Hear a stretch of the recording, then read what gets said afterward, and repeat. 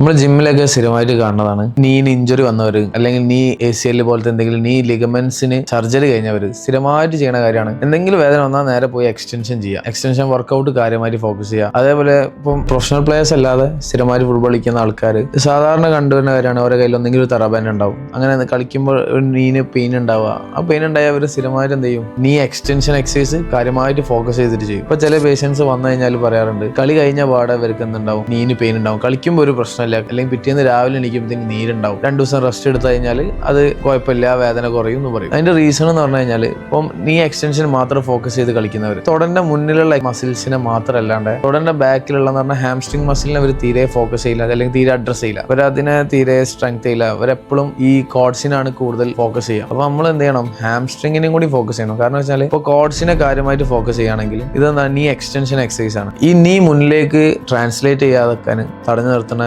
Ligament ആണ് ACL എന്ന് പറഞ്ഞത്. അപ്പം എപ്പോഴും നമ്മൾ കോഡ്സിനെ എന്ത് ചെയ്യുക, അല്ലെങ്കിൽ തുടന്റെ മുന്നിലുള്ള മസിലിനെ സ്ഥിരമായിട്ട് ട്രെയിൻ ചെയ്യുക, അല്ലെങ്കിൽ ഹാംസ്ട്രിങ്ങിനെ അഡ്രസ് ചെയ്യാതെക്കുമ്പോൾ ഇതിന്റെ മുകളിലേക്ക് എന്താവും, ACLന്റെ മുകളിലേക്ക് ഭയങ്കരമായിട്ട് ഫോഴ്സ് ഉണ്ടാവും. അപ്പൊ എപ്പോഴും നമ്മൾ എന്ത് ചെയ്യണം, കോഡ്സിനെ മാത്രം ഫോക്കസ് ചെയ്യാണ്ട് ഹാംസ്ട്രിങ്ങിനെയും കൂടി എന്ത് ചെയ്യണം, എക്സസൈസ് കൊടുക്കണം. കോഡ്സിനോ ഹാംസ്ട്രിങ്ങിനോ മാത്രം ഫോക്കസ് ചെയ്യാണ്ട് ഒരു ലെഗ് വർക്കൗട്ട് മൊത്തം എന്ത് ചെയ്യണം, പ്രോപ്പർലി ചെയ്യണം. അതിന്റെ കൂടെ തന്നെ നമുക്ക് എന്തുണ്ടാവണം, നട്ടലിനുള്ള സ്ട്രെങ്തിന് ചുറ്റുള്ള ബാക്ക് മസിൽസിനും കൂടി നമ്മൾ എന്ത് ചെയ്യണം, ഫോക്കസ് ചെയ്യണം.